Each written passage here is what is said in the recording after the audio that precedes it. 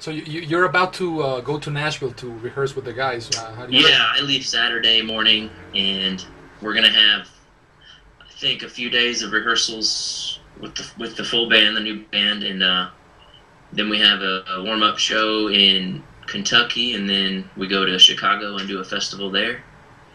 And then I think at the end of the month is Finland, which should be fun. Mm-hmm. So we're gonna get that underway soon. And can you tell something about the audition process? How did you find out about it, and how did it go? How did you feel through the process?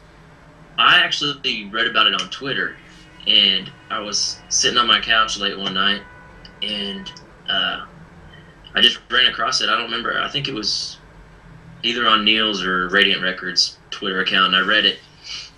All I read was open auditions, and I instantly was like, I am interested, but I didn't know what that meant, so I read about it. And read all about it and found, it's pretty intense, the stuff you had to learn and how much time you had to learn it, which was a big thing for me because I had a lot of out-of-town gigs at the time, so which left me, not a lot of time to physically learn it. I was listening to it, a lot, trying to get it in my head. So when I got back, I, just buckled down and pretty much lived in the studio for a few days and learned it all. And the first, I did 3 videos. I did It's For You solo, and then I did Lifeline. And I was really only planning on doing those 2. And then one day I was driving, and I really felt like I needed to show them that I could play keys as well. So I decided to do part of the creation on keys. Mm-hmm. I'm really glad I ended up doing that because now I'm playing keys and guitar and getting to sing and all that. So I think that was a really good decision. But then after that came the waiting, if you're actually invited. that was, I don't know. I felt really good about it, but there's still that thing in the back of your head that's like, I don't know if they're gonna invite me or not. So I waited, and I remember that morning that they were supposed to send out the emails. I didn't sleep real well, and I woke up really early, just checking my email every minute. It came through, and I got invited, and that was awesome. So me and my girlfriend made a road trip to Nashville, and we got there, and everyone there is just, they're such nice people. We're really welcoming, and I didn't really know what to expect, but when we got in the room, they were just really really laid back, let's just run through it, let's jam it. I think Randy even said, you guys are probably going to play this better than we are. Yeah, maybe it's been a while since they played those songs, but I'm sure they know them well now.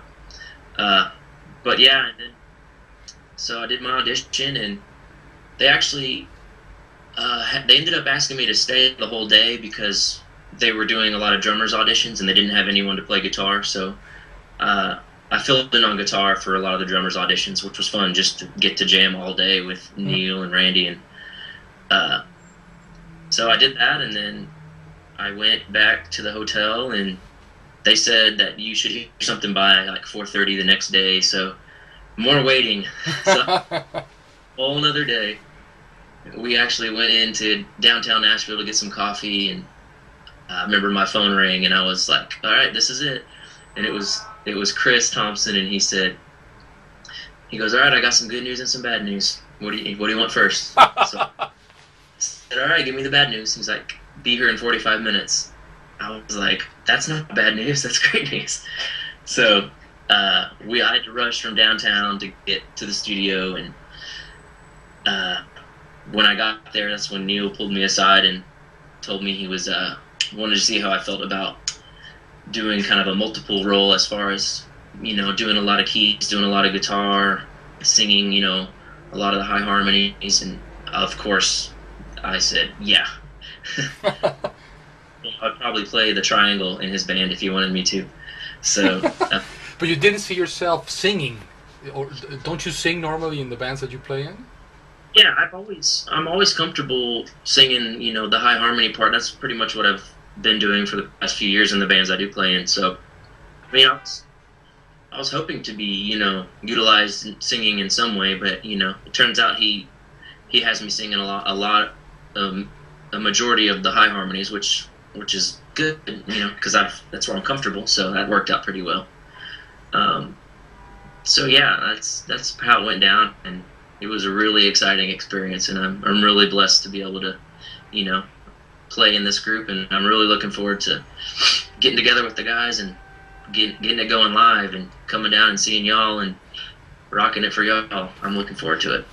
We're looking forward to having you down here, Eric. So, we're pretty sure it's going to be a great show. Last year, it was, according to Mike, it was the best show on the tour. So, expect something big in Mexico. The crowd is. I'm sure. Well, it'll be big enough, because I was about to say we got Mike Portnoy playing. That's big in itself. You know, literally my favorite drummer of all time, and you know, we get to play with him. That's